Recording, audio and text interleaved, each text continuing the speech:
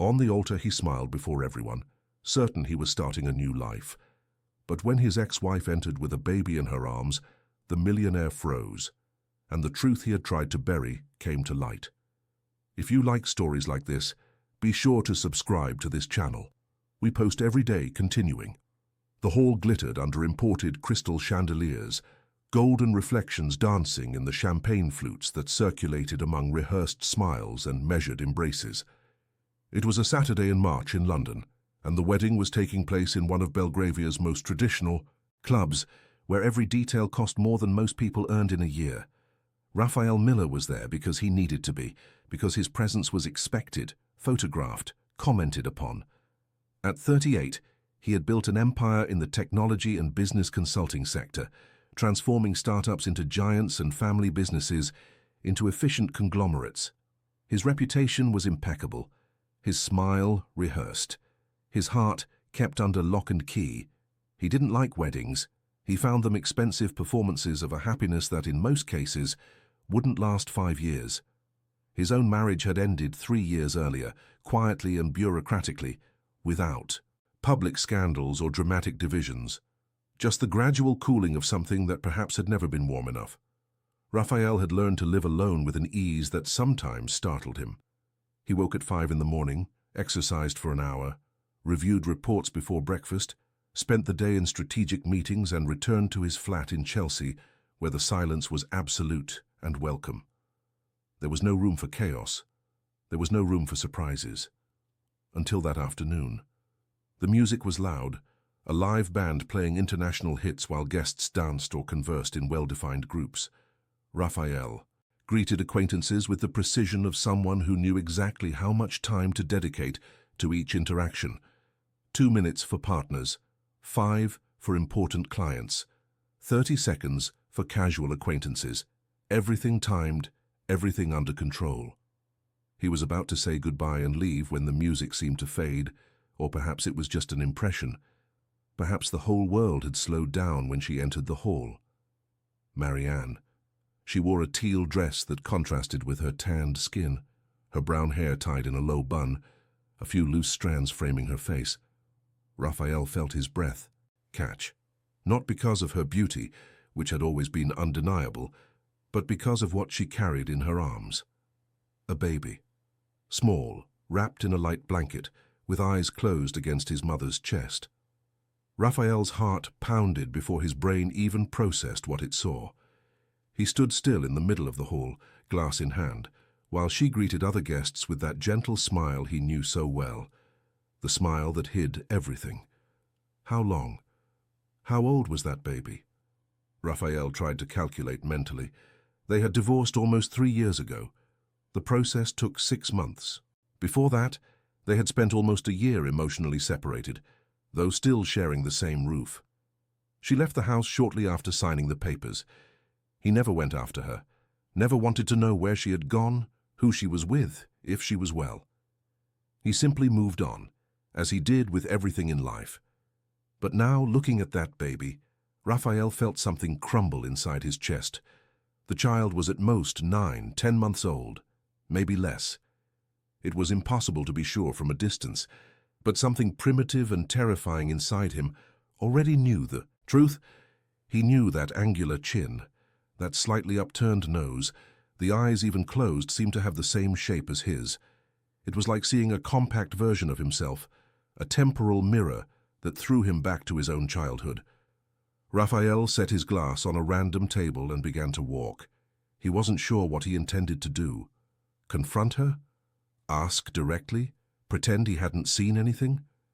But his feet made the decision for him, leading him to the other side of the hall, where Marianne was talking to an older woman. When she saw him approaching, her smile froze. For a fraction of a second, Raphael saw fear in her eyes. Fear and something more. Guilt, perhaps, or determination.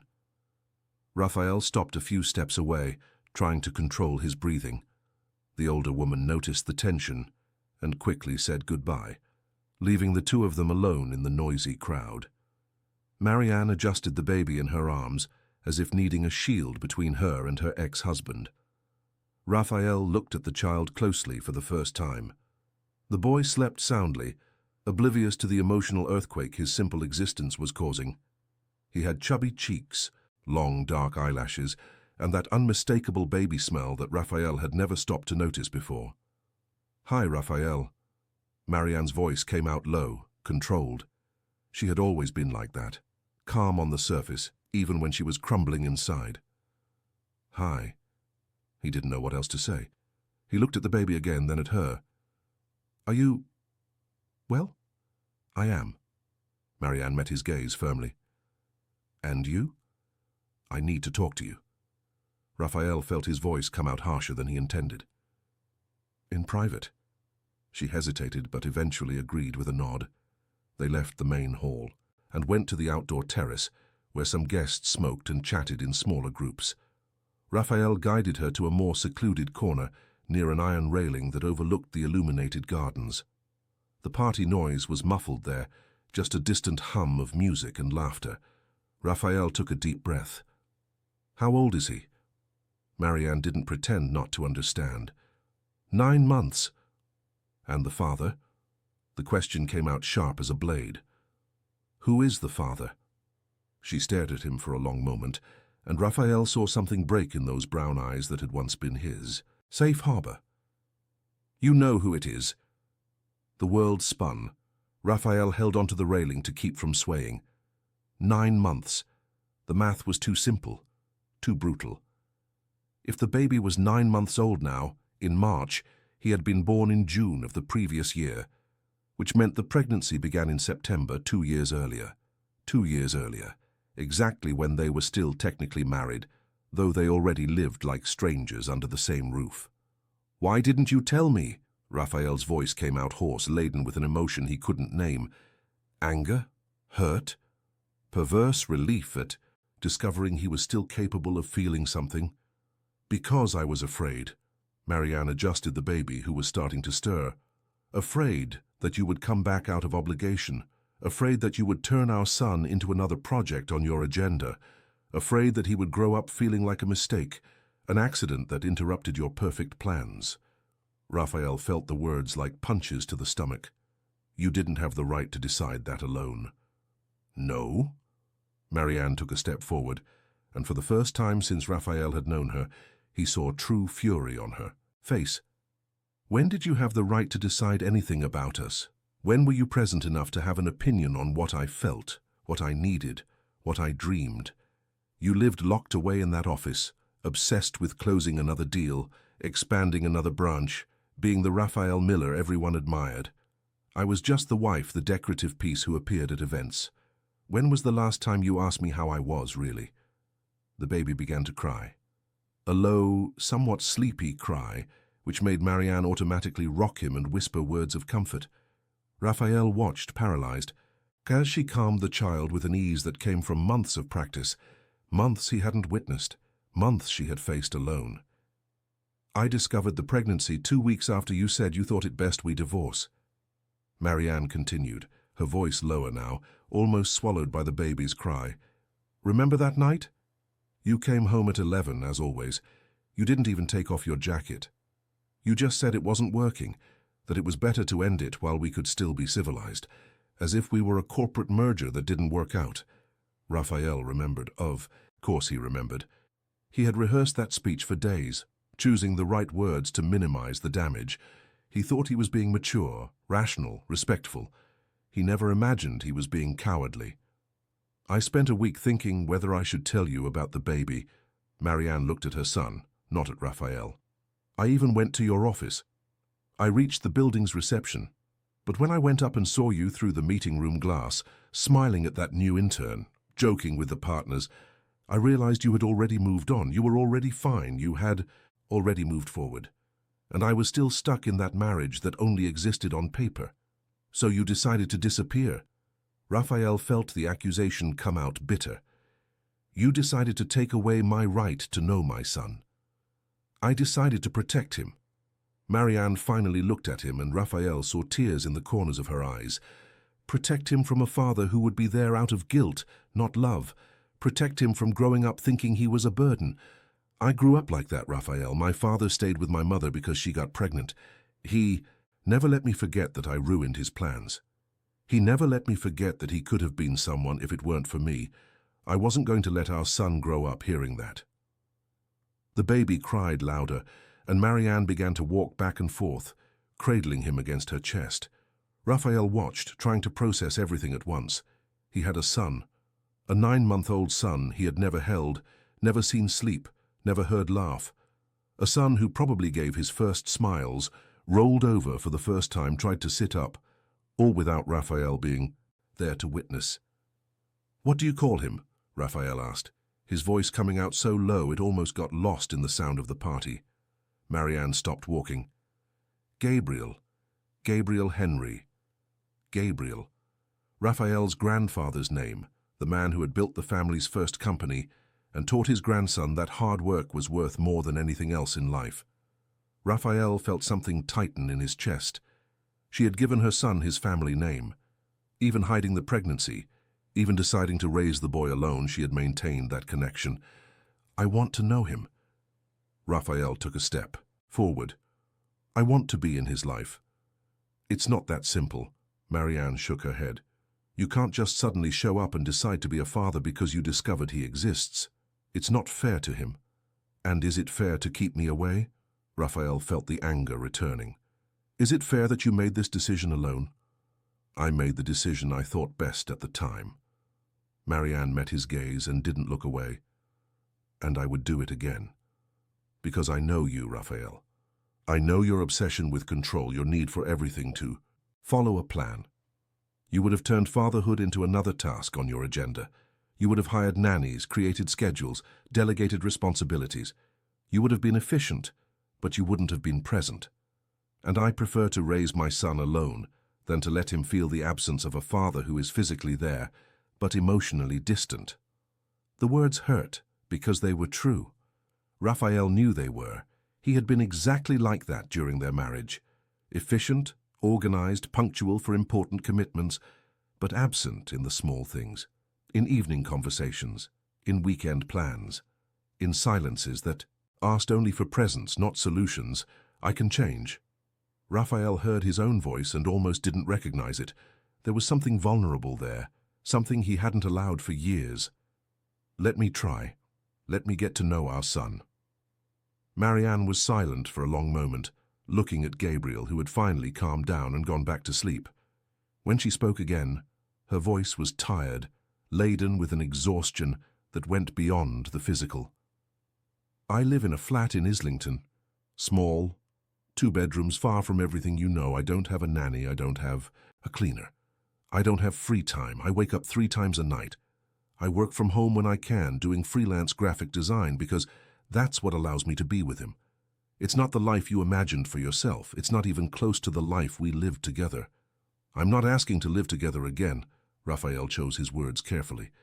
"I'm just asking for a chance to know my son, a chance to be present, the way I should have been before." Marianne studied his face for a time that seemed eternal. Raphael saw when she made the decision. It wasn't in her eyes, but in the way her shoulders relaxed slightly, as if she had just accepted to carry another burden. "Tomorrow," she said. "Hyde Park, 10 in the morning. I'll be there with him. If you show up, we'll talk. If you don't, I'll understand it was just the shock talking today." "I'll be there," Raphael said without hesitation. Marianne nodded and began to walk away. Raphael stood still, watching as she returned to the hall, carrying in her arms the son he didn't know he had. The son who had his eyes, his nose, his surname. The son who had spent 9 months growing without him knowing he existed.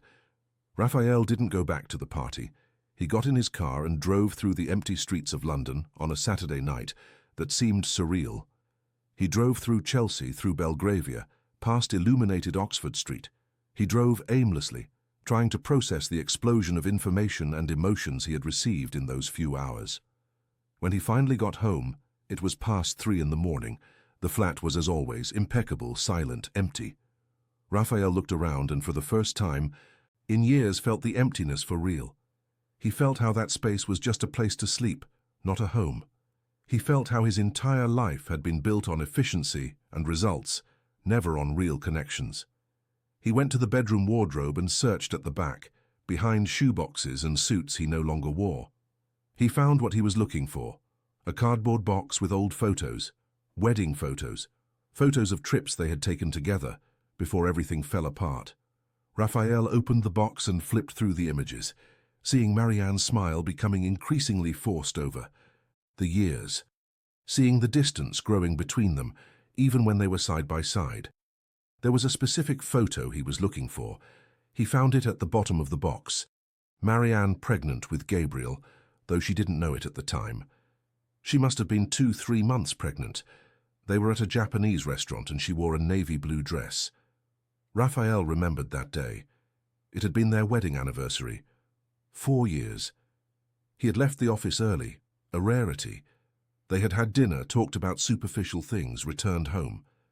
In the photo, Marianne smiled, but Raphael could now see what he hadn't seen at the time: the sadness in her eyes, the loneliness of being next to someone and feeling completely alone. She was pregnant that day. She carried their son, and Raphael had no idea.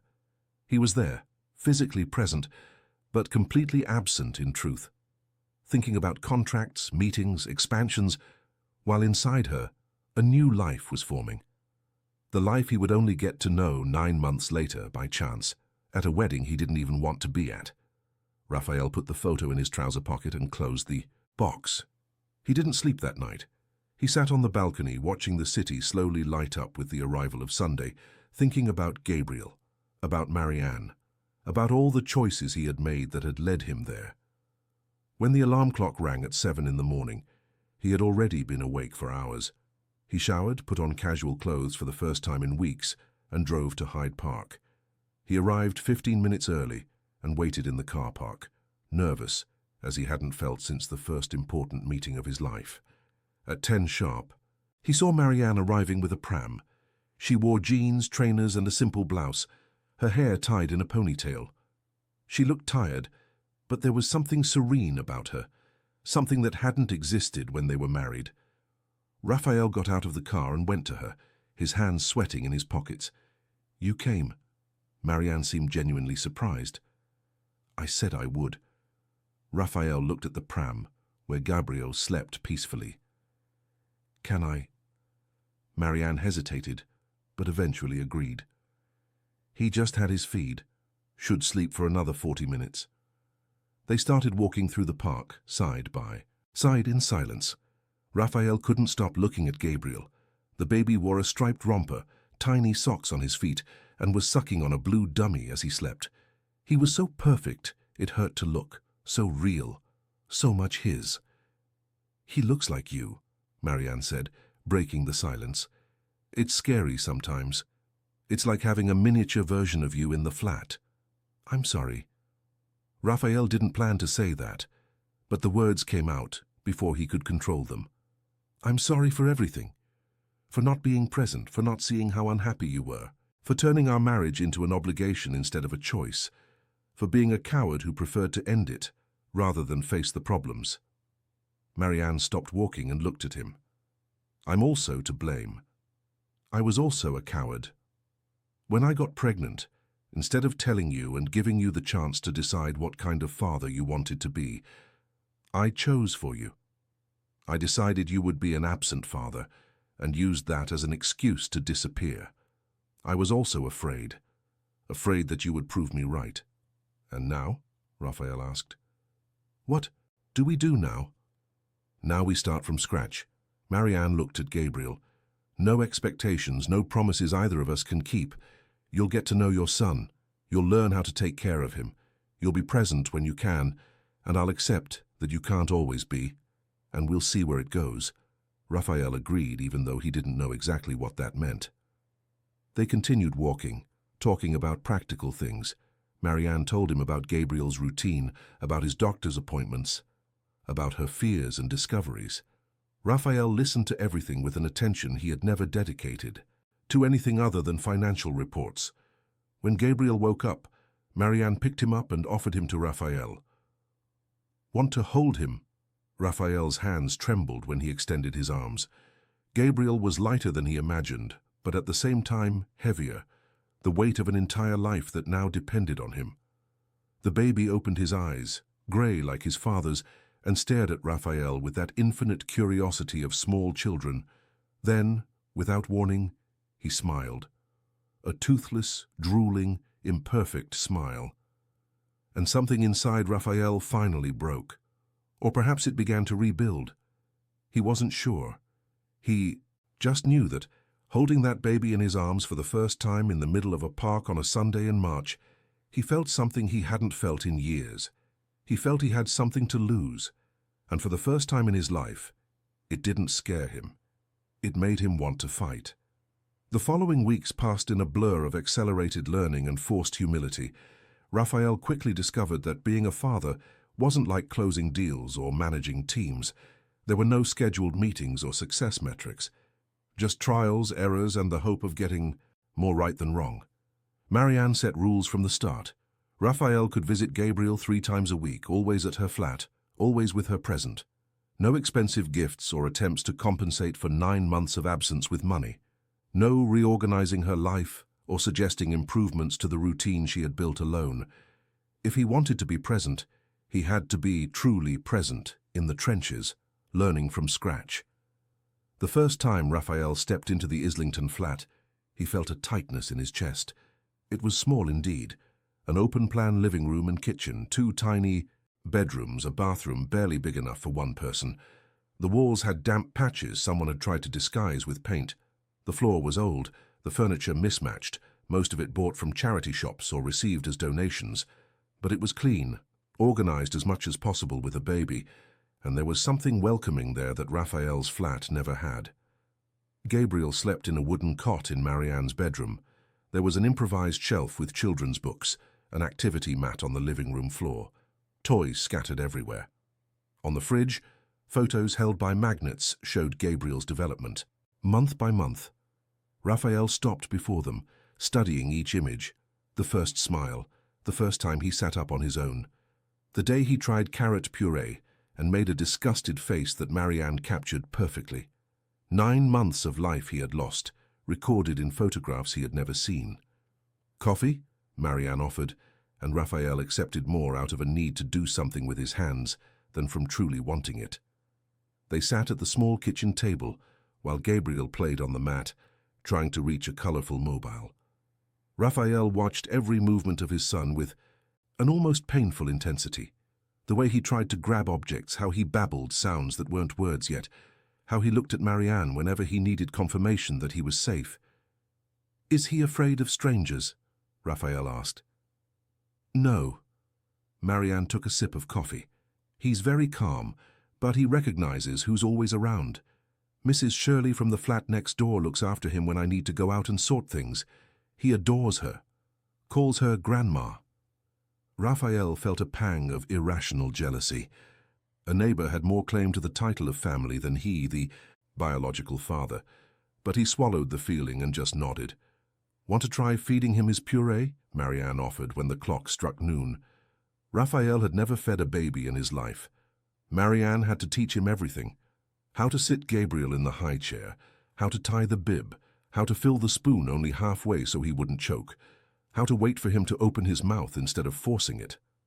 Gabriel ate well, got his entire bib messy, rubbed his hands full of puree in Raphael's hair, and laughed when his father made a surprised face. "He likes you," Marianne observed from the sink where she was washing baby bottles. "I think he recognizes your eyes. Or finds it funny to see a 40-year-old man with no idea what he's doing." 38, Marianne corrected, "and every father starts clueless. The difference is most have 9 months to prepare psychologically." Raphael cleaned Gabriel, took him out of the high chair, and stood still, not knowing what to do next. Marianne came, picked up her son with that naturalness that only came from repetition, and began to rock him gently. Gabriel yawned, rubbed his eyes with his fists, and in a few minutes was sleeping against his mother's shoulder. "Is it always like this?" Raphael asked, amazed. "Not always. There was a phase when he would only sleep in the car. I would drive around the city for 2 hours every night." Marianne took Gabriel to his cot. When she returned, there was something vulnerable on her face. It was difficult, very difficult. Some days I don't know how I survived. Raphael wanted to hug her. He wanted to say it didn't have to be like that he could have helped, shared the burden, but he knew it wasn't true. If he had discovered the pregnancy at the time, he probably would have reacted exactly as Marianne had predicted. He would have offered money, hired people, delegated responsibilities. He would have turned fatherhood into a managerial task, not an emotional connection. But you did it. That's what he said. Look at what you've built here, alone. He's healthy, happy, loved. You did everything right. Marianne looked at him, surprised. Thank you. I needed to hear that. They were silent for a moment. Only the sound of traffic outside and Gabriel's peaceful breathing in the next room. Raphael realized that this was intimacy. Not the kind of physical intimacy they had had in their marriage, but something deeper. The intimacy of raising a life together, even if in far from ideal circumstances. Weeks turned into months. Raphael showed up religiously 3 times a week, always punctual, always willing to learn. Marianne taught him how to change nappies, prepare bottles, identify the different types of cries. She taught him that babies needed routine, but also flexibility, that not everything could be controlled or planned, that sometimes the best response was just to be there, present, even, without knowing what to do. Raphael started taking Gabriel to doctor's appointments when Marianne had work. At first she resisted, but eventually accepted that she needed to trust him if they wanted to make it work. At his first solo appointment with his son, Raphael almost had a panic attack when Gabriel cried during the vaccine. He called Marianne 5 times in 10 minutes. She calmly reassured him, reminding him that a cry of pain was different from a cry of hunger or sleep, and that Gabriel would calm down as soon as she got home, and he did calm down. Raphael drove back to Islington with Gabriel sleeping in his car seat, exhausted from crying. When Marianne opened the door, Raphael hugged her without thinking, relieved to have survived that first ordeal. She tensed for a second, then relaxed, returning the hug briefly before pulling away to pick up their son. It was in that hug that Raphael realized he still felt something for her. It wasn't the same feeling as in their marriage, that confused mix of habit and convenience. It was something deeper, admiration for the woman she had become, respect for the strength she had shown, and a renewed attraction to someone he was truly getting to know for the first time. But he said nothing. He couldn't. They were building a functional co-parenting relationship, and Raphael wasn't going to risk ruining that on impulse. Marianne deserved more than empty promises or hasty attempts to fix the past. She deserved certainty, and Raphael was still unsure of anything beyond the love he felt for his son.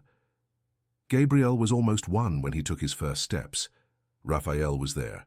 He had arrived early, bringing dinner to save Marianne time as she was swamped with work. They were in the living room, Gabriel holding onto the coffee table, when he let go and took 3 wobbly steps towards Raphael before falling to a sit, laughing that scandalous child's laugh. Raphael grabbed his trembling phone and filmed the second attempt. Gabriel took 5 steps this time. Marianne cried with emotion. Raphael did too. They celebrated with ice cream, Gabriel getting his first spoonful of chocolate, which he loved, getting his mouth all messy as he asked for more. That night, after Gabriel was asleep, they talked on the tiny balcony of the flat. It was April, autumn making, the air cooler. Marianne had put a jacket over her shoulders and held a cup of tea between her hands. "Thank you for being here," she said suddenly. "I know I said you would prove me right, that you would be absent. But you proved me wrong." "I almost proved you right," Raphael admitted. "In the beginning, all I wanted was to solve the problem. Transfer money, hire nannies, bring order to the chaos. But you didn't let me, and I thank you for that, for forcing me to be truly present." Marianne looked at him in a way Raphael couldn't decipher. There was something there. An openness, perhaps, a possibility. But before he could say anything, her phone rang. It was an unknown number. She answered, and Raphael saw her expression change. Surprise, nervousness, something else. "Hi, Philip," she said, and Raphael felt his stomach drop. "It's been a while, hasn't it?" She moved away into the flat, leaving Raphael alone on the balcony. He heard snippets of the conversation, laughter, shared memories. Marianne's voice becoming lighter, more animated than it did when she talked to Raphael. When she returned 15 minutes later, she had a smile on her face. "Sorry," she said. "It was an old friend. He's coming back from Paris, where he lived for the last 3 years. Wants to meet up next week." "Friend?" Raphael asked, trying to keep his voice neutral. Marianne hesitated. "Ex-boyfriend, actually. We dated before I met you. We broke up because he went abroad for his master's. It always felt a bit unresolved, you know?" Raphael knew, or at least he thought he knew. That kind of relationship that never truly had closure, that left a door ajar in memory. The kind of person you wonder what it would have been like if circumstances were different. "Are you going to meet him?" Raphael tried to sound casual and failed miserably. "I am." Marianne didn't look away. "It's just for coffee, to catch up. Nothing serious." But it was serious. Raphael knew it was. He felt the jealousy rising in his throat, irrational and primitive. He had no right to feel jealous. They weren't together. They were barely rebuilding a friendship. Marianne was free to meet whoever she wanted, date whoever she wanted, rebuild her life with whoever she chose. But even knowing that, Raphael couldn't help but feel that he was losing something he hadn't even known he wanted until that moment. And the worst part was that he had no argument to ask her not to go. He hadn't made promises, hadn't shown romantic interest, hadn't given her any reason to wait for him. "Of course," he said, forcing a smile. "Have fun." Raphael left soon after, with the excuse that he had an early meeting the next day. He drove to Chelsea on autopilot, his head spinning. When he got home, the flat seemed emptier than ever. He showered, tried to work, gave up after rereading the same paragraph 5 times. He grabbed his phone and opened the photo album. He had hundreds now. Gabriel laughing, Gabriel sleeping, Gabriel taking his first steps. And in the middle of them, without Raphael realizing when he had taken them, there were a few photos of Marianne. Marianne holding Gabriel against her chest. Marianne smiling at something their son had done. Marianne asleep on the sofa, exhausted after a difficult day, while Gabriel played on the mat beside her. Raphael zoomed in on one of the photos. Marianne had her eyes closed, her face relaxed, one arm thrown over her head. There was something vulnerable, and at the same time strong in that image. She had faced everything alone, the pregnancy, the birth, the first months. She had built a life from scratch, without asking for help, without waiting for him. And even now, allowing Raphael to be part of Gabriel's life, she kept her own barriers very firm. She deserved to be happy. If this ex-boyfriend could give her what Raphael had never been able to give, then he should hope it worked out. He should be adult and mature about it, but all Raphael felt was the urge to punch a wall. The meeting happened on a Thursday afternoon.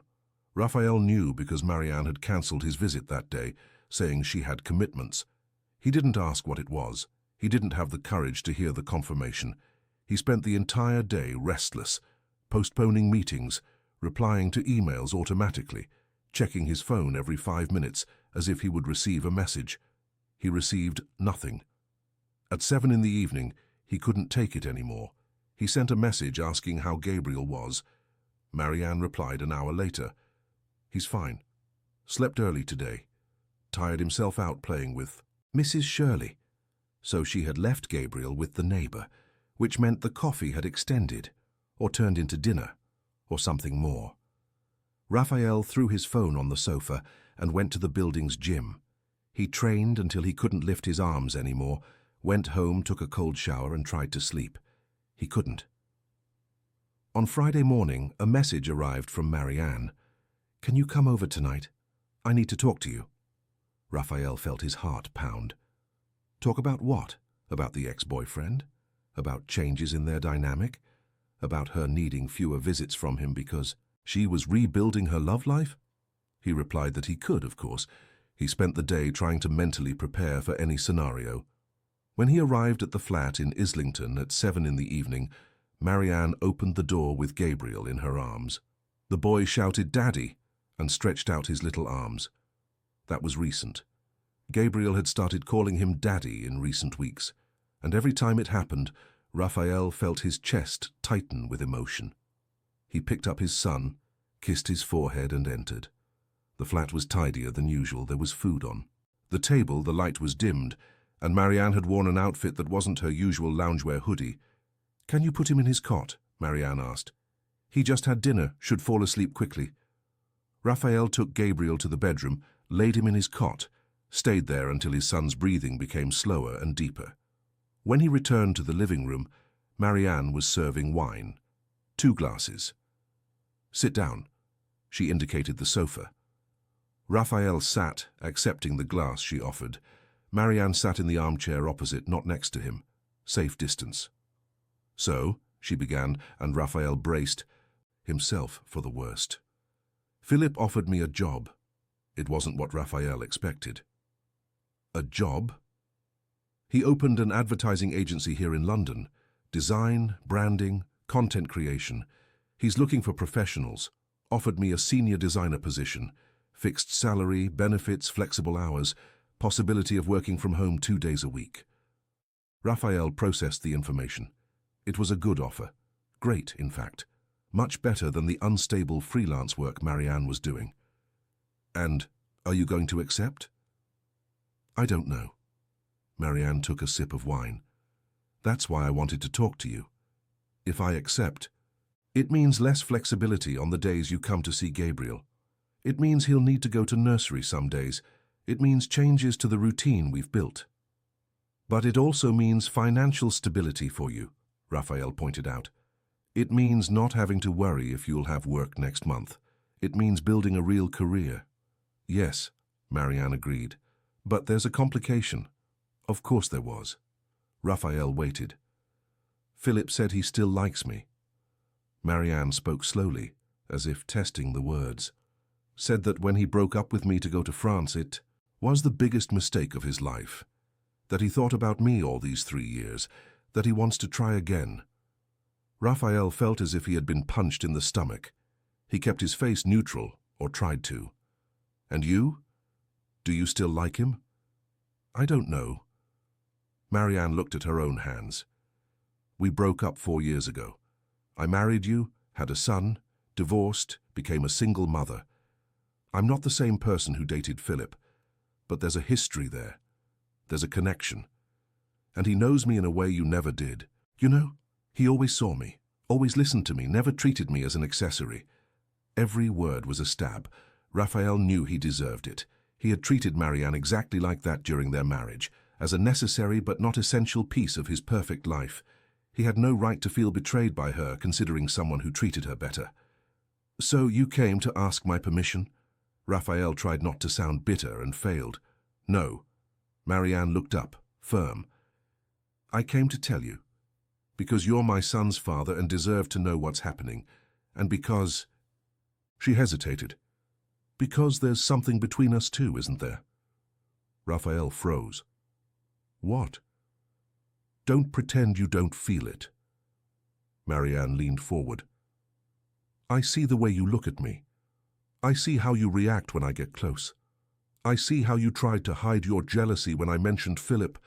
There's something here, Raphael, between us, and I need to know if it's real or if it's just a remnant, a memory of what we were.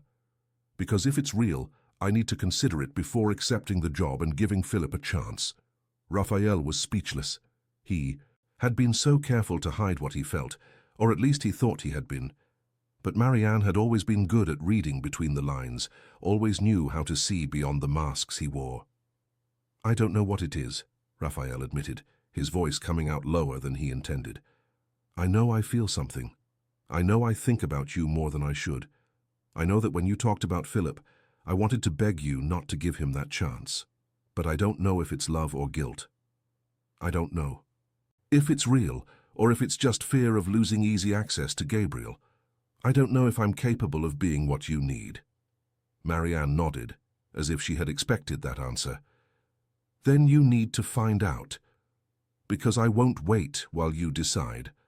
I have a son to raise, I have a life to build, and if Philip can give me stability, companionship, love, then it would be foolish of me to refuse just because there's a vague possibility with you. You're right, Raphael agreed, even though it hurt. Take the job, give Philip a chance. You deserve to be happy, and if he can make you happy, then I'll root for you too. Marianne studied him for a long moment. You won't fight for me. Fight how? Raphael asked, frustrated. Promise things I don't know if I can deliver. Make dramatic vows and expect you to believe them after everything you've been through. You deserve more than empty promises, Marianne. You deserve certainty, and I have no certainty of anything. Then it's decided. Marianne stood up.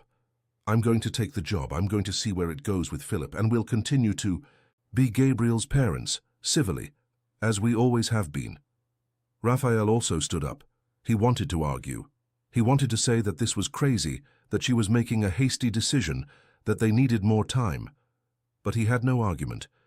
He only had the emptiness in his chest and the certainty that he was about to lose something important without ever having truly had it. All right, he said, but if at any point you need me, for anything, I'm here. I'll always be here for Gabriel, and for you too. Marianne nodded, her eyes shining with unshed tears. Raphael left the flat feeling as if he had just signed the divorce papers again. The same feeling of lost opportunity, of cowardice disguised as maturity. But this time, unlike the first, Raphael knew exactly what he was losing. And that made everything infinitely worse. The following months were a silent torture. Raphael continued visiting Gabriel 3 times a week, but now interactions with Marianne were different, more formal, more distant. She had accepted the job at the agency, and Philip frequently came up in conversations. He picked Marianne up from work, took her and Gabriel to a new park, suggested an amazing restaurant they needed to try, bought Gabriel a present. Raphael listened to everything with a polite smile, while something inside him slowly died. Worse still was seeing that Marianne seemed light, happier. Philip made her laugh in a way Raphael never could. Philip remembered small details about her. Philip truly listened to her when she spoke. Gabriel liked him too. Not as much as he liked his father, but Raphael saw the affection growing. He saw the boy waving to Philip when he appeared. He saw Gabriel asking Philip to read stories to him. And although it hurt, Raphael knew it was good. Gabriel deserved to have positive figures around him. He deserved to have adults who treated his mother with respect and affection, even if one of those adults wasn't Raphael. One July afternoon, 3 months after that conversation, Raphael arrived at the flat and found Philip leaving. They greeted each other with that forced cordiality of men indirectly vying for the same space. Philip was a few years younger, had stubble, wore casual clothes with that creative artist vibe. He was everything Raphael wasn't: relaxed, spontaneous, emotionally available. Raphael, Philip extended his hand. Good to see you. Marianne talked a lot about you, about how you've been a present father to Gabriel. I try. Raphael squeezed his hand harder than necessary. And you, are you enjoying London? Very much, especially since I came back at the right time. Philip smiled in a way that made it clear he was talking about Marianne. Some things you have to let go of to realize how much they matter, right? Raphael felt the implied insult, but he couldn't argue. Philip was right. Raphael had let Marianne go and only realized the mistake when it was too late. That's true, Raphael agreed. Take good care of her, and Gabriel. Will do. Philip patted his shoulder and left.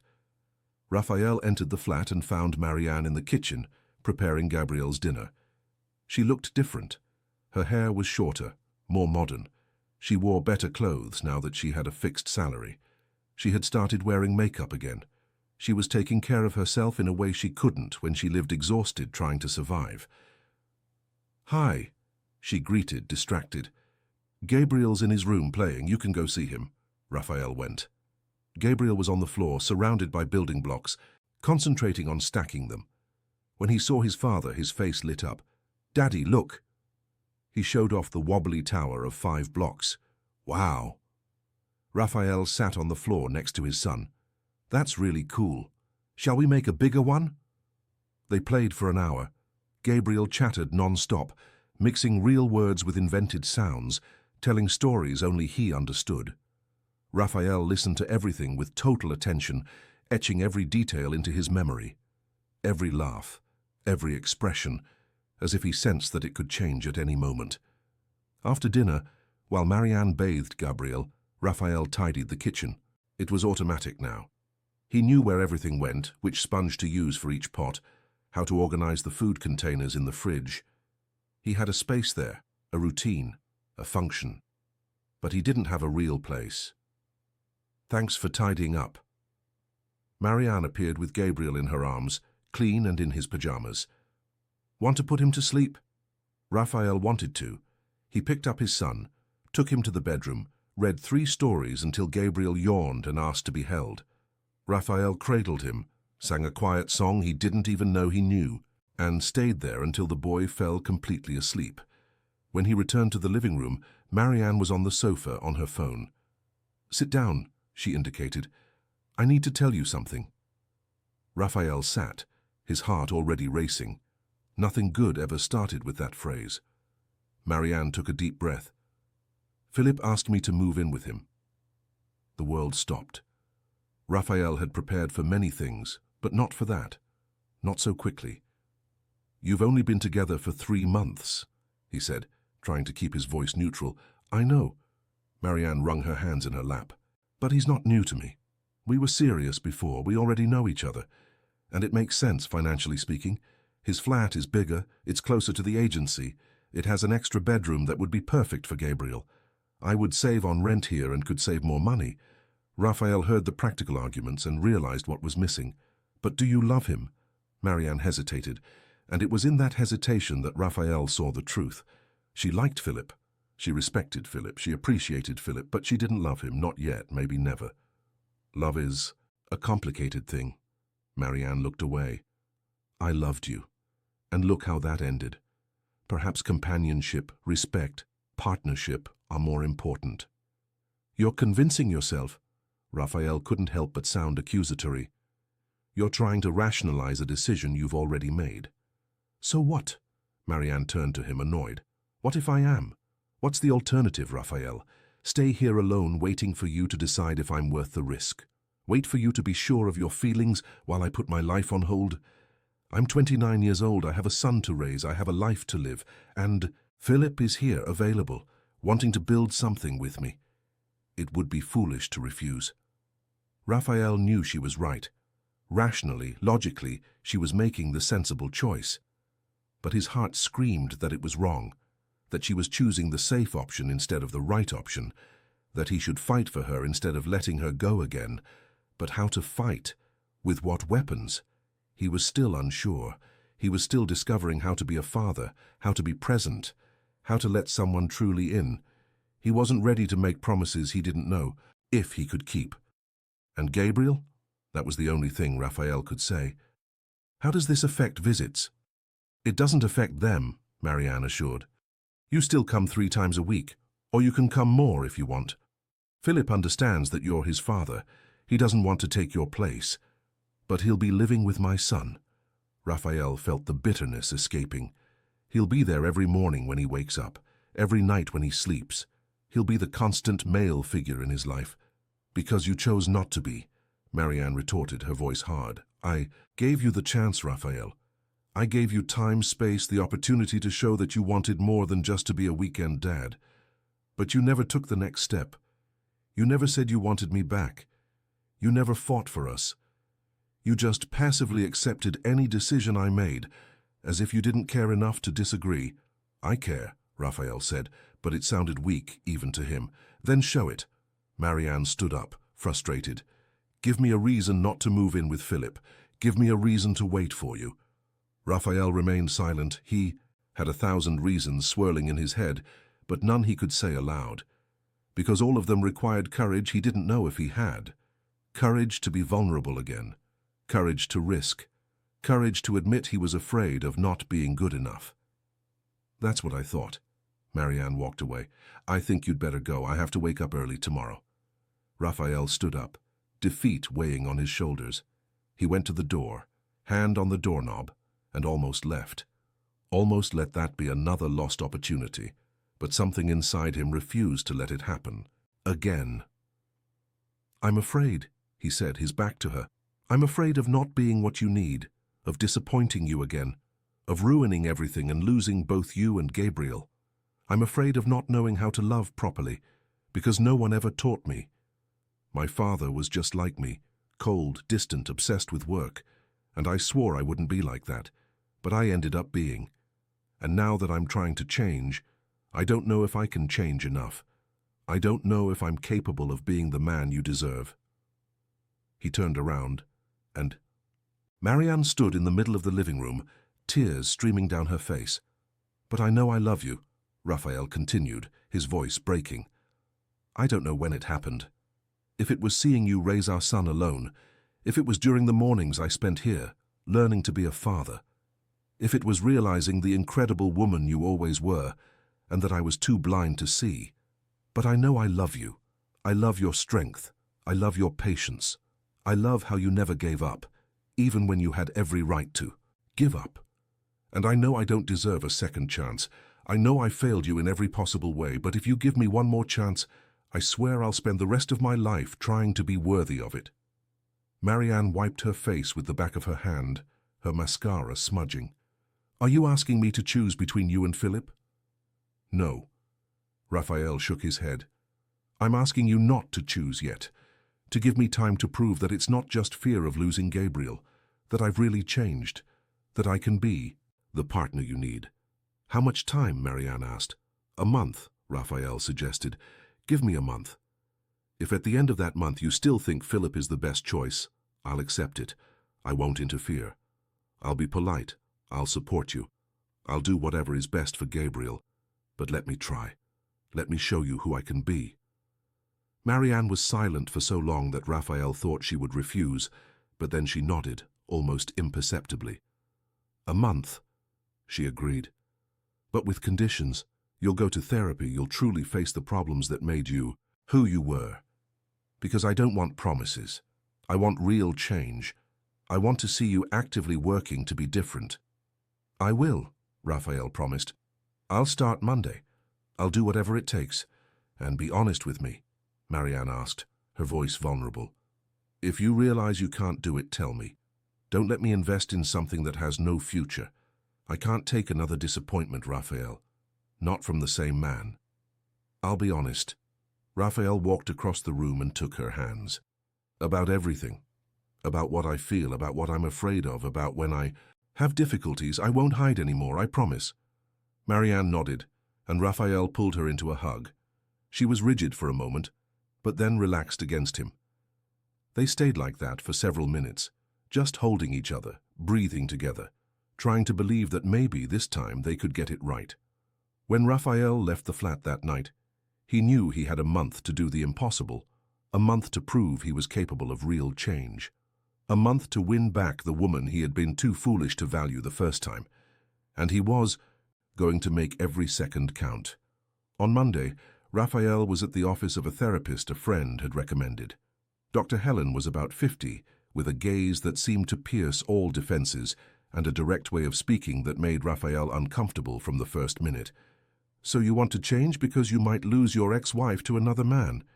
she summarized after Raphael told the story. "Not because you realized you need to change, but because you have a deadline and a competition." "I realized I need to change," Raphael defended himself. "The competition just accelerated the process." Dr. Helen wrote something down. "Tell me about your father." Raphael groaned internally. Of course she'd want to talk about his father. All therapists wanted to talk about fathers. But he spoke about Gabriel Henry Miller, the grandfather whose name his son carried. About how he built an empire from scratch, working 18 hours a day, sacrificing everything for the company. About how he died of a heart attack at 59, in his office, reviewing contracts. About how Raphael grew up with the implicit message that work was love, that providing was presence, that financial success was the only metric that mattered. "And you believe that?" Dr. Helen wasn't asking. "Yes," Raphael admitted. "Until I discovered I had a son. Then I realized I had lost 9 months of his life, because I was so busy working that I didn't even notice my wife was pregnant. I realized I had repeated the pattern without even realizing it. But you didn't lose 9 months, Dr. Helen corrected. You were never there. Even when you were married, even when you lived with her, you weren't present. Marianne was always alone. The baby just made that impossible to ignore. The words hurt, but Raphael knew they were true. He agreed, miserable. Here's the truth, Raphael. Dr. Helen leaned forward. You can change. People change all the time, but not overnight, not in a month. Real change takes time, effort, relapses, trying again. And you won't be able to do this for Marianne. You have to do it for yourself. Because you want to be a different man, a different father, a different person. If you do it just to win her back, you'll fail. Because at the first obstacle, when she's not there to motivate you, you'll go back to your old patterns. So what do I do? Raphael asked, desperate. You decide who you want to be, Dr. Helen said simply. And then you work every day to become that person, with or without Marianne, with or without Philip, with or without anyone else. You change because you want to live differently, because you want to look in the mirror and like what you see. And then, if Marianne chooses you, great. If not, at least you will have become someone better. Raphael left that session with his head spinning. He had gone expecting tricks, techniques, strategies to win. Marianne back in a month. But Dr. Helen had given him something harder. The truth, that there was no shortcut. That real change required more than an arbitrary deadline. But Raphael had no more than a month. So he was going to have to do what he could with the time he had. He started seeing Dr. Helen 3 times a week. On the other nights he was with Gabriel, but now the visits were different. Instead of just playing with his son and leaving, Raphael stayed. He helped with the evening routine. He bathed him, prepared dinner, read stories, and after Gabriel was asleep, he sat with Marianne and they talked. They talked for real, about the past, about both their failures, about the resentments they had never verbalized, about the fears and insecurities they hid. Raphael talked about his therapy sessions, about what he was learning, about the parts of him that still needed work. Marianne listened. Sometimes she agreed. Sometimes she challenged. Sometimes she just stayed silent, processing. But she was there, giving him the chance she had promised. Philip was also present. He still took Marianne out for dinners. He still showed up at the flat. But there was something different now. A veiled competition they both felt but neither mentioned. Philip treated Raphael with tense cordiality. Raphael reciprocated in the same way. Gabriel, oblivious to the tension, was just happy to have so many adults paying attention to him. 2 weeks passed, then 3. Raphael felt the change in himself. Small things. He could identify his emotions better. He could verbalize what he felt instead of suppressing it. He could ask for help when he needed it. He could admit when he was wrong, but something was still missing, something big. And Raphael only realized what it was in a session with Dr. Helen 3 days before the deadline. You're still trying to be perfect, she observed. You're still trying to control everything.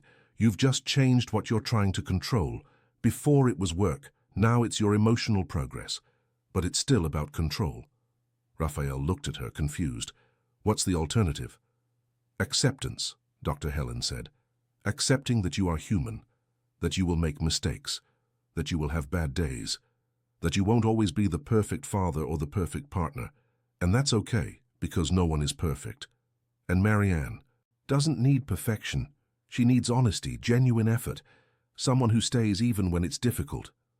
Something clicked in Raphael's head. He had spent a month trying to prove himself to Marianne, trying to show that he had completely changed. But change wasn't a destination. It was a process. And perhaps what Marianne needed to see wasn't that he had arrived, but that he was genuinely trying. On the last night before the deadline, Raphael arrived at the flat and found Marianne alone. Gabriel was sleeping at Mrs. Shirley's. Philip had a business trip. It was just the 2 of them. I came to give this back. Raphael placed a box on the table. Marianne opened it and found all the old photos he had kept. Wedding photos, travel photos, photos of good and bad times. all organized in an album Raphael had personally assembled, with notes in the margins, recalling contexts, admitting failures, pointing out moments when he could have been better. "This is me realizing where I went wrong," Raphael explained. "Not to dwell, but not to forget, not to repeat." Marianne flipped through the album, tears streaming down her face. She stopped at a specific photo.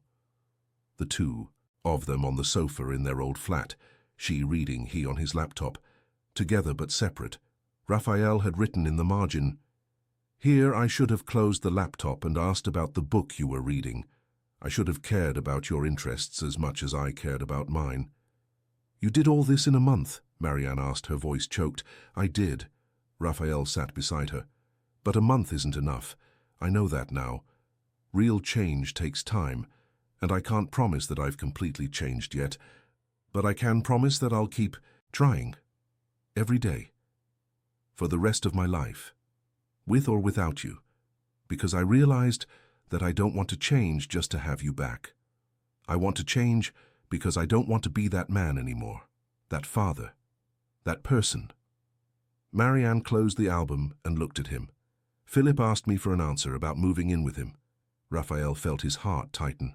"And what are you going to say?" "I don't know yet," Marianne admitted. "He's a safe option, reliable. I know exactly what to expect from him, but with you—" She hesitated. "With you it's scary. Because I've been hurt once before and I'm afraid of being hurt again." "I'm afraid too," Raphael confessed. "Afraid of not being enough, of failing, of losing you. But Dr. Helen told me something that stuck with me. She said that fear is just the other side of love, that we only fear losing what truly matters. And you matter, Marianne. You and Gabriel are what matter most." Marianne was silent for a long moment. Then she stood up and went to the bedroom. Raphael waited, not knowing if she was running from the conversation or looking for something. She came back with a shoebox. "I keep things too," she said, opening the box. Inside were random objects. A restaurant napkin with a drawing Raphael had once made. A stone they found on a beach. A cinema ticket. A letter Raphael had written to her for their wedding anniversary. Small good moments preserved. "It wasn't all bad," Marianne said.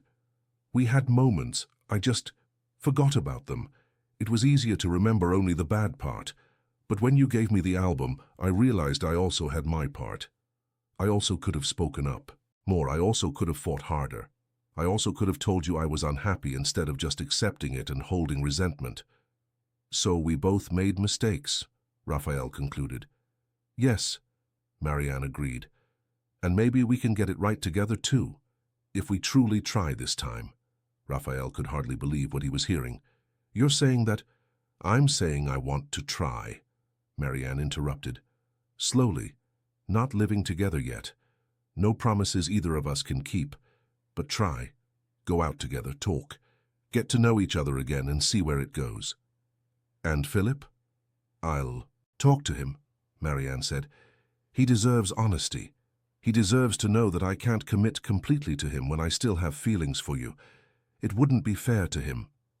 Raphael felt a relief so great he almost fell to his knees, but he controlled himself. Because this wasn't a victory, it was a chance, and chances could be wasted. "I won't disappoint you," he promised. "You probably will," Marianne said realistically.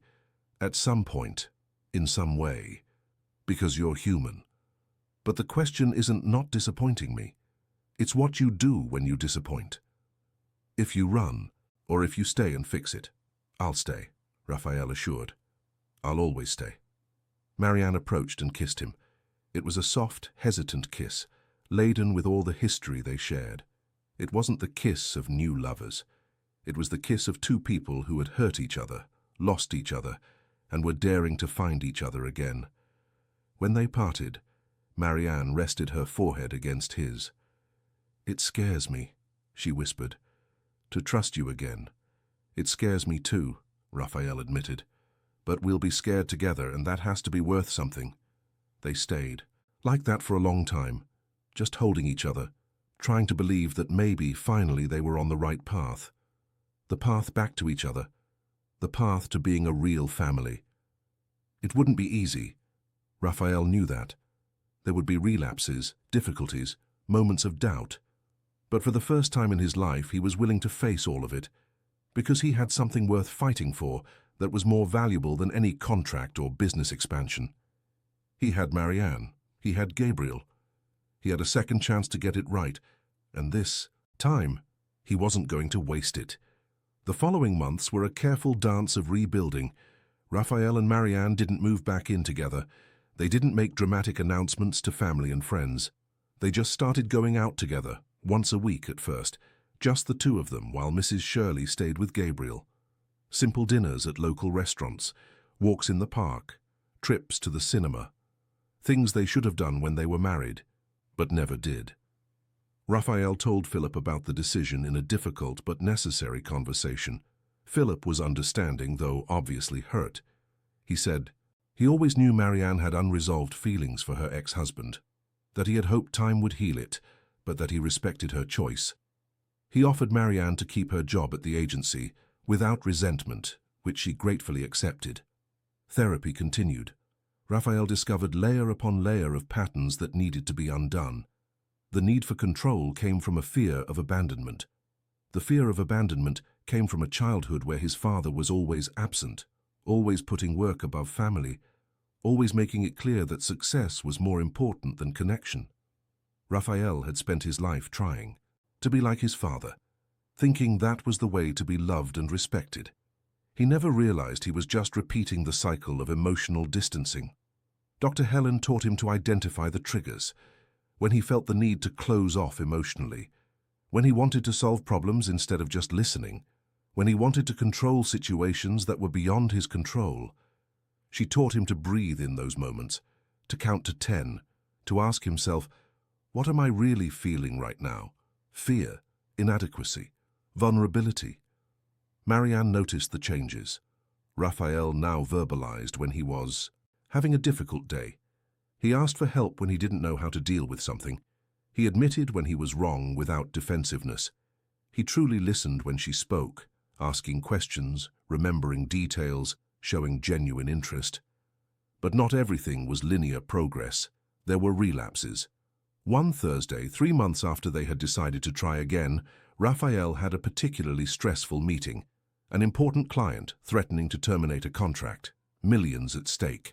Hours of tense negotiation. When he arrived at the flat for dinner with Marianne and Gabriel, he was exhausted, irritated, wanting only silence. Gabriel was going through a difficult phase. He had started having tantrums. That night he didn't want to eat, didn't want to bathe, cried about everything. Marianne was clearly tired, trying to maintain her patience. Raphael should have helped. He should have shared the burden. But he couldn't. He closed off. He replied in monosyllables. When Gabriel threw food on the floor for the 3rd time, Raphael exploded. "You can't possibly get him to eat properly." The silence that followed was deafening. Marianne froze. Gabriel started crying for real, scared by his father's tone, and Raphael realized what he had done. He had reverted to the old pattern. He had blamed Marianne instead of helping. He had prioritized his professional frustration over the domestic situation. Marianne picked Gabriel up, calmed him, and said in a very controlled voice, "I think you should go." Raphael wanted to argue. He wanted to explain about the meeting, about the stress, about it not being intentional, but he knew that explanations didn't matter. Actions mattered, and his actions had been the same as 3 years ago. "I'm sorry," he said, but it sounded empty. Marianne didn't reply. She just turned her back and took Gabriel to the bedroom. Raphael went home in a state of panic. He had ruined everything. He had proven Marianne right to be afraid, that he hadn't really changed, that it was only a matter of time until he reverted to who he always was. He sent messages. He called. Marianne didn't reply. He spent the night awake, alternating between self-hatred and fear of having lost the second chance he had barely begun to seize. The next morning, he went straight to Dr. Helen's office without an appointment. The receptionist tried to explain that he didn't have a scheduled session, but Raphael didn't leave. He waited 3 hours until a slot opened up. When he finally entered the office, he broke down. "I ruined everything." The words came out jumbled. "I reverted to him. I reverted to my father. I yelled at her. I blamed her, exactly as I swore I would never do again." Dr. Helen listened to everything with that irritating calm she had. When Raphael finished, she asked a simple question. "Did you revert to being your father, or did you have a bad moment?" Raphael blinked, confused. "What's the difference?" "Your father lived his entire life in that pattern," Dr. Helen explained. "You had a moment, a slip-up, after months of genuine progress. The question isn't whether you'll slip up. You will. Everyone slips up. The question is what you do afterwards. Your father never apologized, never admitted fault, never changed. Are you going to do the same?" Raphael shook his head, beginning to understand. "Then get up," Dr. Helen said, firm. "Go there. Apologize for real, not with empty words, but with actions. Show her that a slip-up doesn't erase all the progress. Show her that you know when you've made a mistake and are willing to fix it." Raphael left the office with a plan. First, he stopped at a flower shop and bought simple flowers, nothing ostentatious. Then he went to a toy shop and chose a toy truck that Gabriel had looked at with fascination the previous week. Not to compensate for the mistake, but to show that he paid attention, that he knew what his son liked. He arrived at the flat at noon. Marianne was working at the living room table while Gabriel played on the mat. When she saw Raphael enter, her face hardened. "I didn't give you permission to come in," she said coldly. "I know."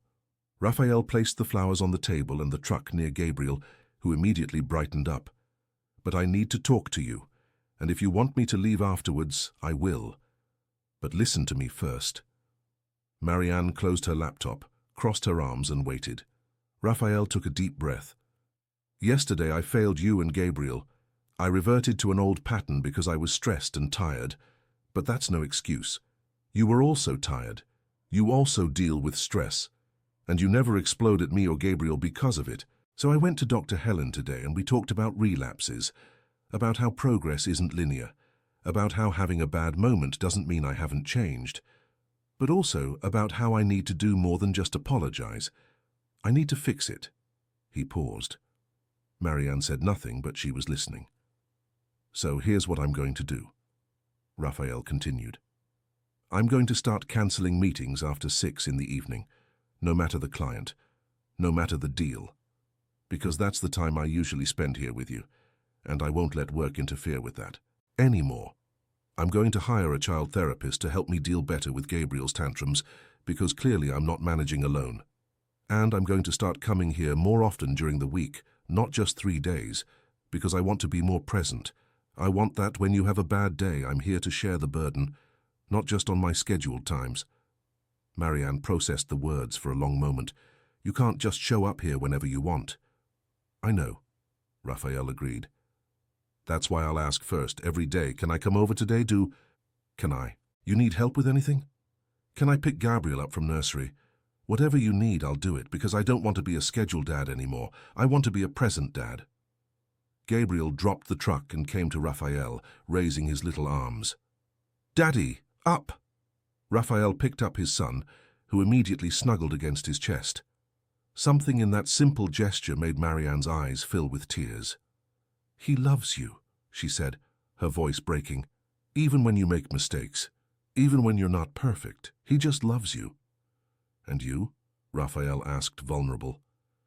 "Can you still love me?" Marianne wiped her face. "I never stopped. That was always the problem. I wanted to stop. I wanted to get over it. But I still love you, and that scares me every day." Raphael extended his free hand to her. "Let's be scared together then. And when I fail again, because I will fail, call me out on it. Remind me. Don't hold resentment.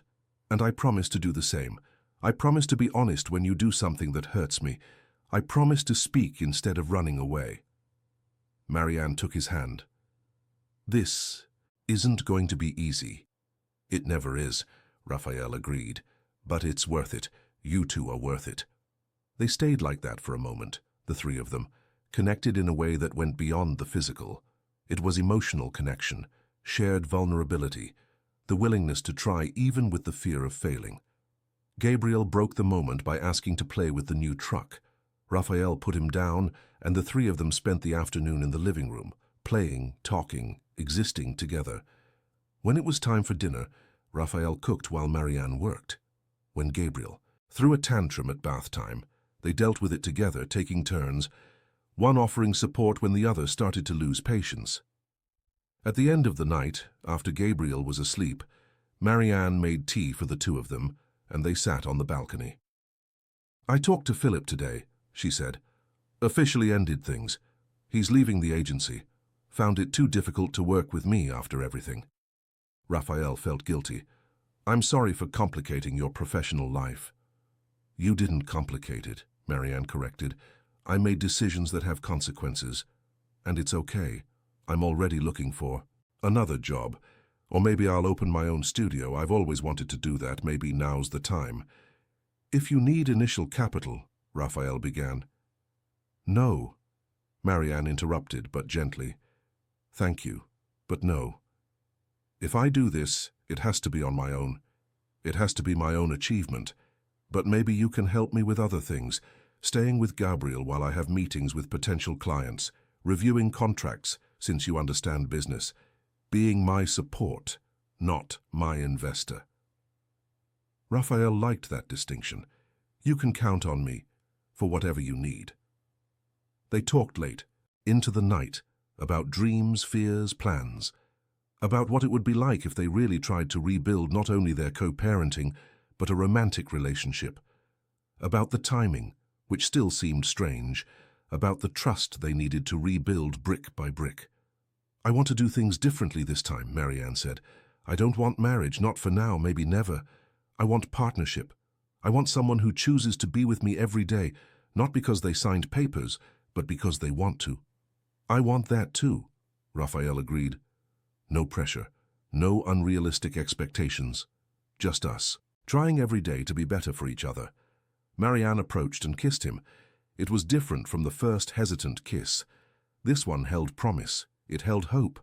It held the trembling certainty that maybe, just maybe, they would get it right this time. The months turned into a year. Raphael and Marianne didn't move back in together, but they spent every day together in some way.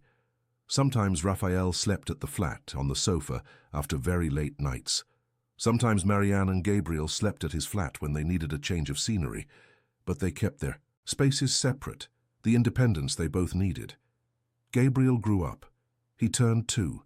He started speaking better, running around the flat, asking endless questions about everything. Raphael was present for every milestone, every new first word, every discovery.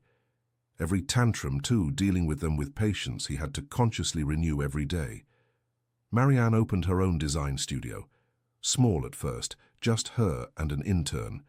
But it grew. She landed important clients, won awards, proved to herself that she was capable of success on her own merit, not because of relationships or pity. Raphael sold half of his company to a partner, something he would never have considered before. He delegated, he trusted, he set stricter boundaries between work and personal life. He was still successful, still managed important businesses, but it was no longer his entire life. It was just a part of it. There were more relapses, moments when he reverted to old patterns.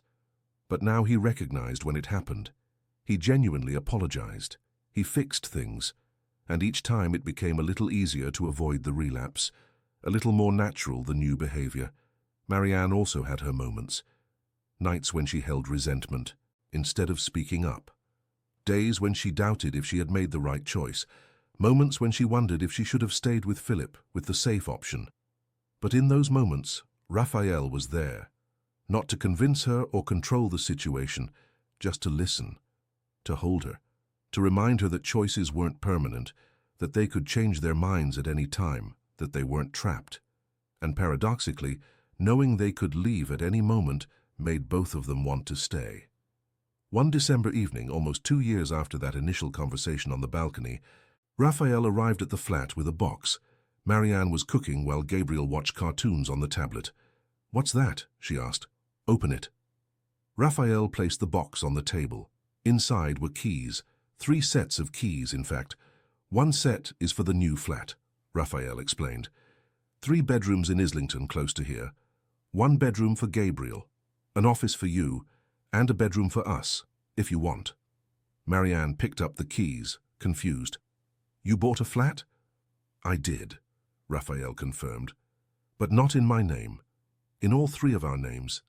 Me, you, Gabriel. Each with 1/3 of the property. Because I don't want you to feel dependent on me. I want it to be ours for real. Raphael, Marianne began, emotional. You don't have to decide now, Raphael continued. The second set of keys is for here, your flat. I want to keep them officially. Not to invade your space, but for you to know that I'm not leaving, that I'm here, committed, wherever you are. And the third, Marianne asked, already crying. It's for my flat. Raphael handed it to her. Because if you don't want to live in the new one, that's fine. If you want to stay here, that's fine. But I want you to have the option. I want you to know that any space I have is yours too. No conditions, no expectations, just ours. Marianne looked at the 3 keys, at Raphael, back at the keys. Are you asking me to move in? Not exactly. Raphael chose his words carefully. I'm telling you that wherever you are, I want to be too. If that means 3 different flats that we alternate, that's fine. If it means us living together, great. If it means something completely different, that we invent, even better. I just want to be with you, in whatever format works for us. Gabriel dropped the tablet and came running. Daddy, Mummy, new house? Raphael picked up his son. Maybe, champ. What do you think? I want a swimming pool, Gabriel declared. There's no swimming pool. Raphael laughed. But there's a playground downstairs, and it's near the bakery you like. I want it, Gabriel decided, with all the certainty of a 2-year-old. Marianne laughed through her tears. I want it too, but slowly, okay? Maybe we'll start by going there on weekends, see what it's like. If Gabriel adapts, if we can share the space without going crazy. Perfect, Raphael agreed. In your time, in our time. They went to see the flat that same weekend. It was bright, airy, had a beautiful view of the neighborhood. Gabriel loved the dinosaur-themed room Raphael had commissioned. Marianne was moved by the office, fully equipped, designed for her needs. And the master bedroom, simple but welcoming, had a framed photo on the wall, the 3 of them together in the park, Gabriel laughing while his parents made funny faces at the camera. When did you take this photo? Marianne asked. I asked Mrs. Shirley to take it a few weeks ago, Raphael explained. I thought it would be nice to have a reminder of how we are now, imperfect, but together. Marianne turned and kissed him deeply, while Gabriel explored the new flat. When they parted, she whispered against his lips, I love you. Again. Or still. Or always. I don't know what the right word is. I just know I love you. I love you too, Raphael replied. More than I thought possible. More than I could when we got married. Because now I know how. Now I understand that love isn't just a feeling. It's a choice. Every day. Choosing you. Choosing us. They spent that afternoon tidying things, planning changes, dreaming about what it would be like to live there. Gabriel ran from one room to another, declaring that this was his, that was Daddy's, that was Mummy's, claiming spaces, building a mental map of where his new home would be. They didn't move immediately. It took another month for Marianne to feel ready. They transferred things little by little, first some of Gabriel's toys, then clothes, then furniture, until one day, almost without realizing it, the old Islington flat was empty and they were completely settled in the new one. There was an adjustment period, small arguments about dividing household chores, adjustments to the routine, moments of tension when personal spaces seemed invaded. But they talked, they negotiated, they found solutions together. Raphael learned that Marianne needed alone time in her studio without interruptions. Marianne learned that Raphael needed his rigid morning gym and coffee routine before interacting with humans. Gabriel learned that he had 2 parents who loved him infinitely, and that he was safe to be a child, to make mistakes, to grow. And somewhere in that imperfect but functional routine, something changed. It stopped being about winning back or proving. It stopped being about second chances or fear. It became just about living. Living together, building together, growing together. They were a family now, not the perfect family from TV commercials, but a real family. Noisy, messy, sometimes dysfunctional, always trying. And Raphael realized, looking at Marianne laughing at something Gabriel said, or seeing the two of them playing on the living room floor, that this was what he had always wanted, but never knew how to name. It wasn't professional success, it wasn't social recognition, it wasn't money or power. It was connection, it was belonging, it was having people who truly knew him, with all his flaws and imperfections, and chose to love him anyway.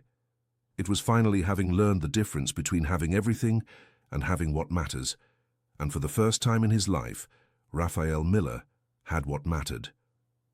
The years passed with that frightening speed that time has when you are truly living. Gabriel turned 3, then 4. He started preschool, he made friends, he developed his own personality, a curious mix of both. Parents. He had Raphael's determination, Marianne's creativity, and a sense of humor all his own. Raphael and Marianne continued rebuilding. It wasn't linear. It wasn't perfect. There were difficult nights when old traumas resurfaced. Arguments about money, parenting, family, future. Moments when they doubted if they were doing the right thing. But the difference now was that they didn't run from those moments. They faced them. They talked. Sometimes they agreed to disagree. Sometimes they found common ground. Always they stayed. Marianne's studio grew, from 2 employees to 5, then 10. She won big contracts, did campaigns for nationals. Brands was interviewed on podcasts about female entrepreneurship. Raphael was there for every achievement, not as a savior or investor, but as a partner who celebrated successes and comforted in failures. Raphael also changed professionally. He sold more of his company. He became a consultant rather than a CEO. He created stricter boundaries.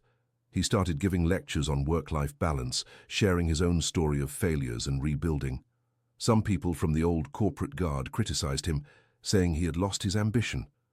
Raphael smiled and thought of Gabriel asking for one more story before bed, or Marianne asleep on the sofa after an exhausting day. Ambition was redefined now, and he didn't miss the old version. One Saturday afternoon, almost 3 years after they moved into the new flat, Raphael was in the park with the children. Gabriel played football with friends while Helen played in the sand. Raphael watched both, attentive but relaxed, when he felt someone sit beside him on the bench. It was Philip. Raphael hadn't seen him in years. He knew through others that Philip had married, moved to Edinburgh, and set up another agency there. He tensed automatically, not knowing what to expect. "Relax," Philip said, noticing the tension. "I didn't come to cause drama, I just brought my daughter to the park." He indicated a girl, Helen's age, playing nearby. "I'm in London visiting a client. Recognized you from afar." "Hi," Raphael said, not knowing what else to say. "Are those your children?" Philip asked, seeing Gabriel and Helen. "They are." Raphael felt pride in his voice. "Gabriel is 10, Helen is 3. "Beautiful family," Philip said, and it seemed genuine. "You guys made it work then, you and Marianne, you made it work." "Yes," Raphael agreed. "It wasn't easy, but yes." Philip was quiet for a moment. "I was angry at the time when she chose you. I thought it was unfair, I thought I had more to offer. But now, seeing you here, seeing how you look at these two." He shook his head. "I understand. You two had history. You had a child. You had something I could never compete with." "I'm sorry," Raphael said, "for complicating your life." "You didn't complicate it." Philip smiled without bitterness. "I sorted out my life. Married an amazing woman. We have Mary Claire." He indicated his daughter. "And I'm happy, truly happy. So, in the end, maybe everything worked out as it should have." They talked for a few more minutes, 2 men who were once rivals, now just tired fathers exchanging stories about raising children. When Philip said goodbye and went to get his daughter, Raphael felt something resolve within him. Guilt he didn't know he carried, the feeling that he had stolen something from Philip. But he hadn't. He had merely fought for what was his, and Philip had found what was his. Raphael called Gabriel and Helen, and the three of them went home. Marianne was in the living room, working on her laptop. When she saw her family arrive, she closed the computer and opened her arms. Helen ran to her. Gabriel went to his room to change clothes. Raphael sat beside his wife on the sofa. "Guess who I ran into?" He told her about Philip. Marianne listened carefully. "How is he?" "Well, happy even, married with a daughter." "I'm happy for him," Marianne said, and it was true. He deserved to find someone. "He said he understands now," Raphael told her. "Why you chose me, said we had a history he couldn't compete with." "We do," Marianne agreed, resting her head on Raphael's shoulder. "A complicated history, full of mistakes and new beginnings. But ours." Raphael kissed the top of her head. "I wouldn't change a thing." "I would change a few things," Marianne admitted. "I would have told you about Gabriel from the beginning. I would have communicated better during our marriage. I would have fought harder before giving up. But if we had done things differently, maybe we wouldn't have learned what we needed to learn," Raphael pondered. "Maybe we needed to break completely to rebuild it the right way." "Deep philosophy on a Sunday afternoon," Marianne joked. "That's what 10 years of therapy does," Raphael retorted in the same tone. Helen came running, interrupting the moment, demanding attention. Gabriel appeared, asking if they could play video games. Marianne got up to start dinner. Raphael helped, as he always did now. And in that ordinary domestic routine, Raphael found the extraordinary. He found purpose. He found the peace he had sought in business meetings and millionaire contracts, but never found until he discovered it was in the messiness of real life, in the dirty dishes, in the homework, in the sibling squabbles, in the stolen kisses between nappy changes and work calls. That night, after the children were asleep, Raphael and Marianne went to the balcony, as they always did, as they always would. "More than 10 years, Marianne said suddenly. "We've been together again for more than 10 years. Longer than the original marriage lasted," Raphael observed. "And this time it's real," Marianne completed. "This time we choose every day to stay, not out of obligation or convenience, but because we want to." "How long do you think we'll want to?" Raphael asked, not out of insecurity, but out of genuine curiosity. Marianne thought, "I don't know, maybe forever. Maybe until we get old and boring. Maybe until the last bedtime story for Helen. Maybe until Gabriel has his own children. Maybe until we can no longer remember what it was like not to be together." "Sounds good." Raphael pulled her closer. "Let's do that then." "Do what?" "Stay. Forever. Or at least try." "Trying is all we can do," Marianne agreed. "But we got good at trying." They stayed there, under the London sky with its few stars visible through the pollution, listening to the distant traffic noise, the occasional sound of Helen stirring in her cot, Gabriel coughing in his room. Raphael thought about how he had gotten there, on the long and winding journey, the mistakes he made, the chances he almost wasted, the son he didn't know existed, the woman he loved wrongly until he learned how to love rightly. He thought about Gabriel, who was now the age Raphael was when his own father began to be absent. But Raphael was there, present, choosing to stay, choosing to be, breaking the cycle his father started, and that he almost continued. He thought about Helen, who would never know, the absent father. She would only know this one, the one who played on the floor, who read stories, who sang silly songs, who was always there. And he thought about Marianne, who saw him at his worst, forgave him, challenged him to be better, and loved him through everything. "Hey," Marianne called, pulling him from his thoughts. "Are you all right?" "Better than ever," Raphael replied with total honesty. "Just thinking about how I almost let all this pass me by. How I almost lost you, Gabriel, this life. How I almost chose emptiness instead of fullness." "But you didn't choose that," Marianne reminded him. "You chose to stay, you chose to try, you chose to change, and that made all the difference." "No," Raphael corrected gently. "You gave me the chance to choose. You made all the difference." We did it together, Marianne concluded, and she was right. They had done it together, broken together, rebuilt together, created together not just children, but a life worth living. A family that wasn't perfect, but was theirs. And as they stood there, holding each other under the city sky that saw them meet, get lost and find each other again, Raphael knew with absolute certainty that he was exactly where he was supposed to be. Not in a closed office reviewing spreadsheets, not in endless meetings discussing mergers and acquisitions, not building a corporate empire that would be his only legacy. But there, on that small balcony, with the woman he loved, with the children who were his greatest pride, with the imperfect, messy, real life they had built together, that was his place. It always had been. It just took almost 40 years and almost losing everything to discover. But he had discovered it. And now that he knew, he would never forget. Love was not destiny, it was a choice. And Raphael Miller every single day chose Marianne. He chose Gabriel. He chose Helen. He chose the family he almost didn't have. He chose to stay. And this time, it was forever.